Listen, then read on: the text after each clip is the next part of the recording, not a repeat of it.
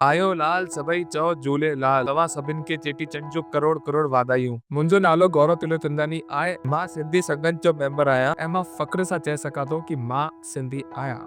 बहुत से लोगों को ये लाइन समझ नहीं आई होगी, पर आप लोग टेंशन मत लो, ये वीडियो आसान भाषा में होने वाली है, जिससे मेरे नॉन सिंधी फ्रेंड्स एंड उनकी फैमिली को पता चले कि सिंधी का स्ट्रगल क्या है, सिंधी कहाँ से आए हैं, सिंधी पहले कहाँ थे और आज कहाँ है, और सिंधी की एक्चुअल हिस्ट्री क्या है। अगर मैं आपसे पूछूं एक पंजाबी का असली घर कहाँ है, तो जवाब होगा पंजाब। एक बंगाली का बंगाल, एक गुजराती का गुजरात। लेकिन अगर मैं आपसे ये पूछूं एक सिंधी का असली घर कहाँ है, तो क्या आपके पास जवाब होगा?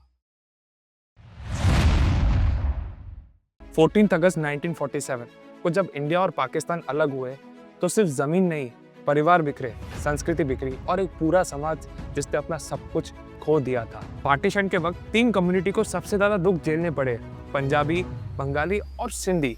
लेकिन एक बड़ी बात ये थी कि पंजाबीज और बंगालीज के भारत में उनके रिश्तेदार थे, जिन्होंने उन्हें मदद की और सहारा दिया। लेकिन सिंधी कम्युनिटी का भारत में कोई रिश्तेदार नहीं था, ना ही कोई जगह और ना ही कोई मदद करने वाला। इसके अलावा बंगाल और पंजाब दोनों 2 हिस्सों में बटे, एक हिस्सा इंडिया में रहा और एक हिस्सा पाकिस्तान चला गया। लेकिन सिंध पूरा का पूरा पाकिस्तान चला गया।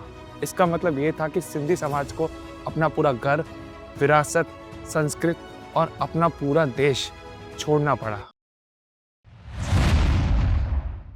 जो लखपति थे, अपनी दुकानों के मालिक थे, उन्होंने राशन की लाइन में लगकर एक सूखी रोटी और पानी जैसी दाल खाया है। सिंधी समाज के लिए भारत में आना एक नए जीवन की शुरुआत थी, लेकिन हमें किसी से कोई सपोर्ट नहीं मिला। पर हमारी जो हार नहीं मानने वाली आदत है ना, उसने हमें भारत में एक नई ऊंचाई दी, हमारी पहचान बनाई और हमें एक नई जगह मिली। क्या आप जानते हैं कि सिंधी कम्युनिटी ने सिर्फ बिजनेस ही नहीं, भारत की आज़ादी के लिए भी अपना खून बहाया है। हेमू कालानी एक ऐसे फ्रीडम फाइटर थे जो सिर्फ 19 साल की उम्र में भारत की आज़ादी के लिए शहीद हो गए। उन्होंने क्विट इंडिया मूवमेंट में ब्रिटिश हुकूमत के खिलाफ बहुत प्रोटेस्ट ऑर्गेनाइज किए।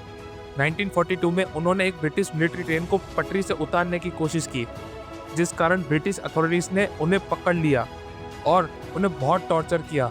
लेकिन उन्होंने अपने उसूल नहीं बदले। सिर्फ 19 साल की उम्र में एक ऐसे वीर ने अपनी जान भारत के लिए दे दी। सिंधी कम्युनिटी ने भारत की इकोनॉमी के नए शहरों को बिल्ड करने में मदद की है। भारत की जीडीपी में सिंधी बिजनेसेस अच्छा खासा कंट्रीब्यूशन करते हैं। इनकम टैक्स में सिंधी ट्रेडर्स और बिजनेस मेजरली कंट्रीब्यूट करते हैं और चैरिटी में सिंधी कम्युनिटी का अच्छा खासा योगदान है। निरंजन हीरानंदानी ग्रुप के फाउंडर, जिन्होंने मुंबई के पवई को एक वर्ल्ड क्लास हब में बदल दिया। हिंदुजा ग्रुप एक ग्लोबल ग्रुप जो ट्रांसपोर्ट, एनर्जी और मेडिकेयर में लीड करता है। राम जेठमलानी एक लेजेंडरी लॉयर और इंडिया के former law minister. Lal Krishna Advani Bharat के डेप्यूटी प्राइम मिनिस्टर, जिन्होंने राम मंदिर मूवमेंट के लिए रथ यात्रा निकाली थी, जो उन्हें नेशनल लीडर बना गया। भाई प्रताप एक ऐसे लीडर थे जिन्होंने गांधीधाम को सिर्फ एक रेफ्यूजी कैंप नहीं, एक नए शहर के रूप में देखा। उन्होंने इंफ्रास्ट्रक्चर, बिजनेस और सिंधी कल्चर के लिए एक सिस्टमेटिक प्लान बनाया। भाई प्रताप ने इंश्योर किया कि सिंधी रेफ्यूजी सिर्फ बसे नहीं जाए, बल्कि उन्हें एक नया जीवन दिया जाए। रोड्स, इलेक्ट्रिसिटी, स्कूल्स, हॉस्पिटल और मार्केट्स की बुनियाद रखी गई। अब मैं बात करने वाला हूँ गांधीधाम के बारे में। पार्टीशन के पहले गांधीधाम एक छोटा और ज्यादा सूना सा गांव था।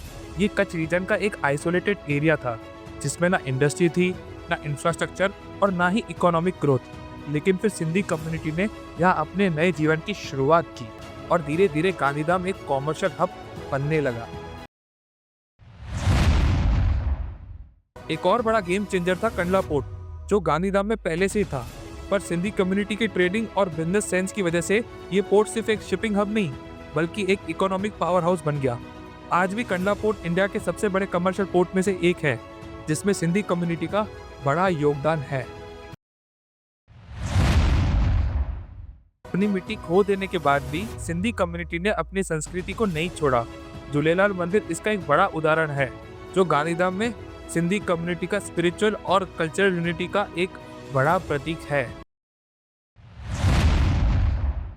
जब भी कोई सिंधी कहता है कि मैं सिंधी हूँ, लोग हंसकर कहते हैं, ओह पाकिस्तान से आए हो।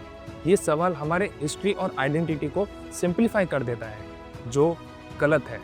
सिंधी समाज ने भारत की इकोनॉमी के नए शहरों को बिल्ड करने में मदद की है। हमने ट्रेडिंग में हमारा एक्सीलेंस दिखाया, कल्चर और आर्ट में नाम बनाया। अब वक्त है इस मिसअंडरस्टैंडिंग को खत्म करने का और सिंधी समाज के कॉन्ट्रीब्यूशंस को एक्नॉलेज करने का। वीडियो बनाने का ये मोटिव है कि आज की यंग जनरेशन को पता चले कि सिंधी हिस्ट्री क्या है, सिंधियों ने कितने स्ट्रगल्स फेस किए और कैसे सारी प्रॉब्लम्स के बाद भी उन्होंने अपने नेवर डाई एटीट्यूड और बिना किसी एक्सक्यूज के सक्सेस हासिल किया। ये मैसेज है यंग सिंधीज के लिए कि वो ये लेगेसी को आगे ले जाए, सिंधी कम्युनिटी के प्रोग्रेस के लिए कंट्रीब्यूट करें और देश और सिंधी कल्चर के डेवलपमेंट में अपना योगदान दे। अगर आपको ये वीडियो पसंद आई हो तो प्लीज़ इसे लाइक, कमेंट और शेयर करना तो मत भूलना, और ख़ास करके सिंधी संगत के चैनल को सब्सक्राइब करना।